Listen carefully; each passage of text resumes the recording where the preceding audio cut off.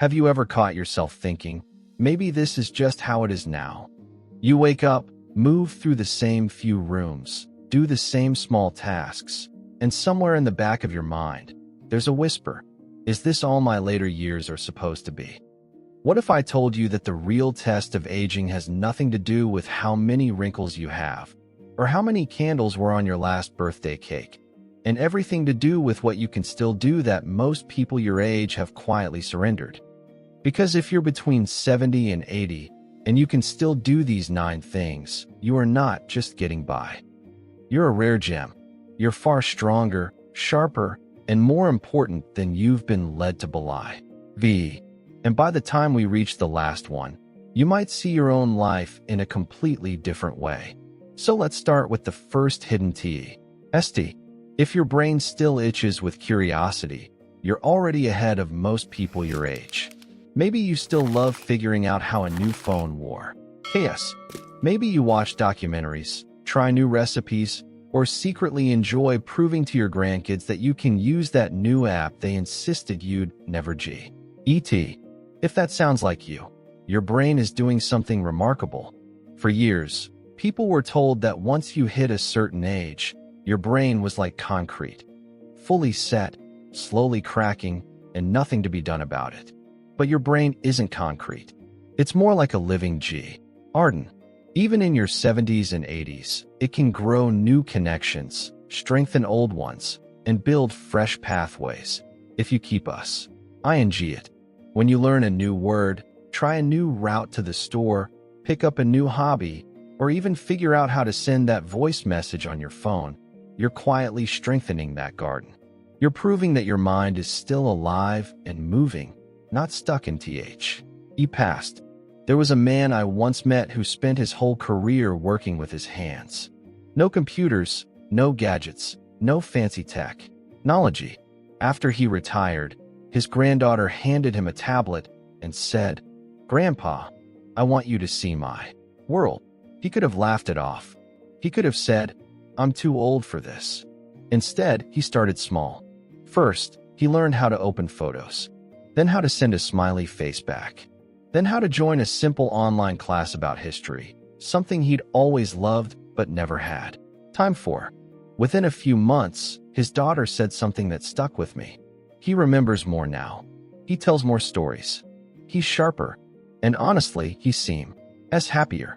If you're still curious, still willing to learn, even just a little bit each day, you are not slipping. You are training your brain. And in a world full of scams, confusion, and constant change, a sharp mind is your superpower. So let me ask you, what is one tiny thing you can decide to learn this week? A new phrase in a knot, her language, how to send a photo, how to bake something you've never tried. Because when your mind stays alive, it quietly protects everything else. But a sharp mind on its own isn't enough, not if the rest of your life is slowly drifting into dependence. Here's the second test. If you can still take care of your own basics, even with a bit of effort, you're carrying something incredibly precious. Think about it. You get said by yourself. You prepare at least some of your meals. You can move around your home without needing someone at your elbow every second. Maybe you manage your own medications or keep track of appointments. These might seem like small things, but they're not small at all. They're signals that your independence is still alive. So many people your age quietly fear the same thing. I don't want to be a burden. That fear can be so strong that they ignore the early signs that their strength, balance, or memory needs a little help. They push through pain. They climb the same shaky step stool. They lift the same heavy boxes until one day, something happens, and suddenly they lose more independence in one moment than they needed to. But here's what rare gems do differently. They respect their independence enough to protect it. They add a grab bar in the bathroom for the fall, not after. They use a cane proudly because it lets them walk farther, not less. They sit to fold laundry instead of pretending they're still 30. They accept help with 1 or 2 small tasks so they can stay in charge of the rest. I once spoke with a woman who loved baking. Her hands weren't as strong as before, and her back complained loudly after standing too long. She almost stopped baking altogether because she felt too low and too much trouble. Instead, she made a small change. She bought a higher stool, arranged her kitchen so her most used items were easy to reach, and asked her grandson to carry the heavy bags of flour when he visited. "That's it," she said. "Now I can bake. Again. I just do it smarter." If you can still care for your basics, even if you do it differently now, you are in. OT failing. You are adapting. And that ability to adapt is a golden SIGN that you're still thriving. But independence isn't only about what you do when you're alone. It's also about whether your life is still woven and into other people's stories. Which brings us to the sixth test. If your days still have a rhythm, not just empty time to fill, you're already fighting off one of the biggest threats to emotional health in later life. Think about 2 different mornings. In one, you wake up, look at the clock, and think, well, here we go again. You wander to the kitchen, turn on the TV, sit. Maybe you nap in the chair. Maybe you pick at a snack. The hours drift. The day ends, and you hardly remember what happened. In the other, you wake up and know, today, I do this. Maybe it's a short walk after breakfast, a call with a friend on Wednesday, a hobby group on Fridays, watering your plants every morning, reading for half an hour after lunch. Simple things, but they give your day a spine. We humans are wired to feel better when our days have a rough outline, when there are anchors, when there are small appointments with ourselves and with others that keep. I think of a retired carpenter who felt completely adrift when he stopped working. His hands, once always busy, were suddenly idle. His tools sat in the garage, untouched. His wife watched him slowly deflate. Then someone at a local school heard, there's an old carpenter in town who might help. They asked if he'd be willing to come in once a week and show a few teenagers how to build a simple stool. He agreed, uncertain. Soon, once a week turned into twice. Kids who had never held a hammer before started asking him questions, laughing at his stories, showing him photos of their projects at home. His wife said, "He comes home tired, but you should see his face." If you have even a loose rhythm to your week, a few activities you can count on, a few things you show up for, you're not just keeping busy. You're telling your brain, I'm still in this. My time still means something.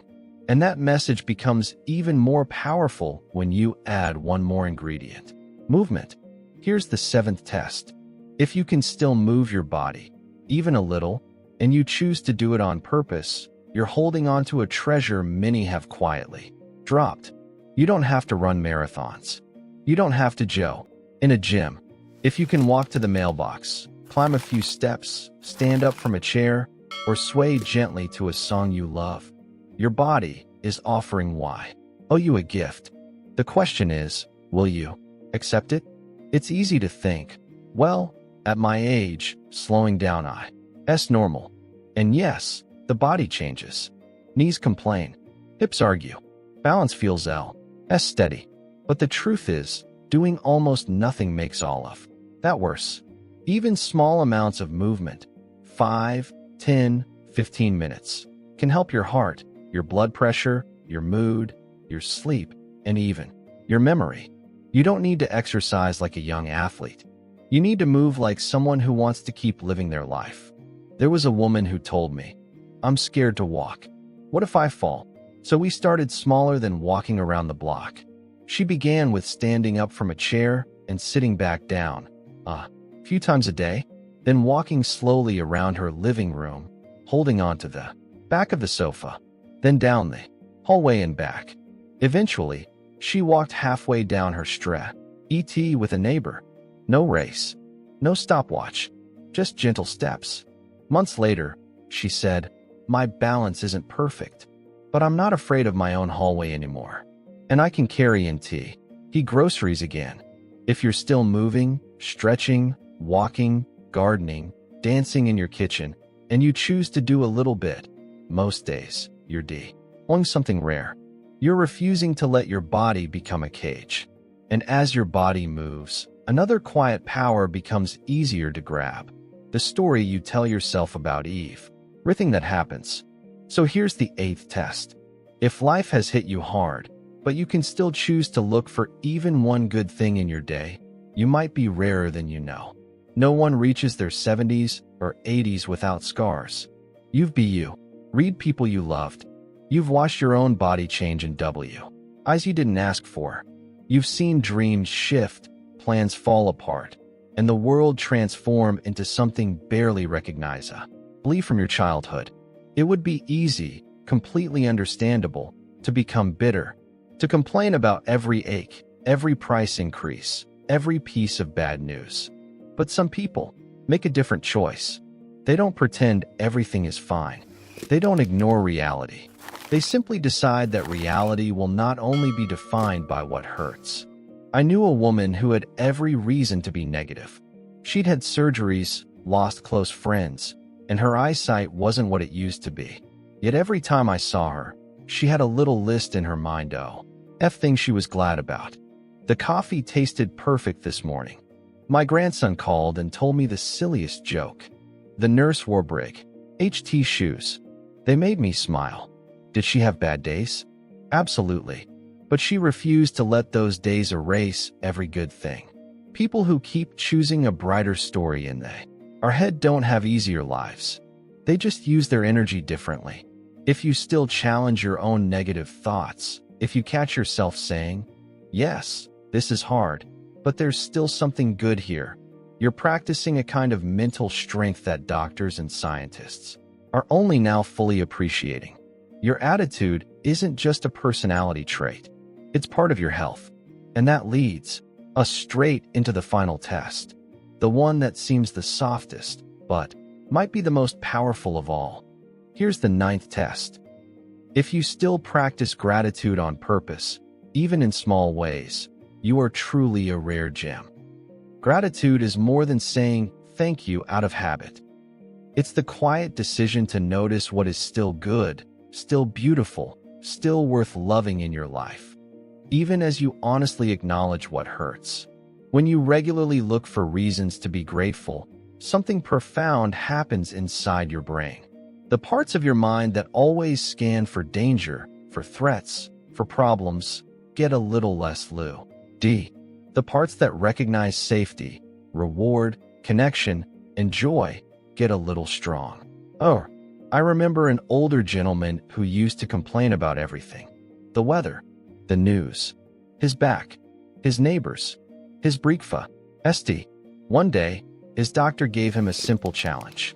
Before you go to bed, write down 3 things that went right today. They can be tiny, but they must be real. He rolled his eyes, but read. The first night, his list was short and stubborn. The soup was okay. The nurse was on time. My TV was kid. A week later, his list had more life. My daughter called. The sunset was pretty. I didn't have as much pain today. A month later, something had shifted. He was still the same man, with the same history, living in the same body. But he smiled more. He snapped less. People lingered longer in his doorway. He talked about things he was looking forward to, not just things he dreaded. Gratitude didn't erase his problems. It changed the way he read them. If you can still do that, if you can look at your day, your face in the mirror, your life, and say, thank you. Even once, you are not ordinary. You are shining in a way you may not even see. So now let's pause and look back. If you can still learn an I'm curious. If you can still take care of your own basics, even in adapted ways. If you have people you can call, and you why reach out. If you notice loneliness and choose not to accept it as just the way it is. If you wake up with a reason, however small, to get out of bed. If your days have some kind of rhythm, not just empty hours to kill. If you move your body, even gently, most days. If you can still choose a kinder, brighter story in your own mind. And if you practice gratitude on purpose, then hear this clearly. You are failing at aging. You are not past your prime. You are not just filling time until the credits roll. You are a rare gem. Most people never realize how powerful these 9 things are. They see them as background NOI, SE as no big deal. But these are the very habits and choices that protect your independence, your mind, your heart, and your joy. You have already done something remarkable. You've made it this far. Now, the question is, how will you live the years you still have? Maybe, after hearing all this, you noticed a few areas where you're strong. Celebrate those. Protect them. Keep them alive. And maybe you noticed 1 or 2 where you've quietly been slipping. That's not a reason for shame. That's a map. Choose one. Maybe this week, you'll call someone you miss. Maybe tomorrow, you'll walk a little farther than you did yesterday. Maybe tonight, you'll write down 3 things that were good, even if you had to look hard to find them. Maybe you'll join that group, class, or club you keep thinking about but never or quite dare to walk into. You don't have to fix everything at once. You just have to take one small, kind step toward the life you still want. If this message spoke to you, if you recognized yourself in even a few of these 9 tests, consider staying with this community. There are so many more conversations we can have, so many more tools and stories I'd love to share with you. And think of just one person, a friend, a sibling, a neighbor, who might secretly believe our best years are behind them. Share this with them. Let them see what you see now. That if you can still do these 9 things, your story is far from over. You are still growing. You are still needed. You are still a rare gem.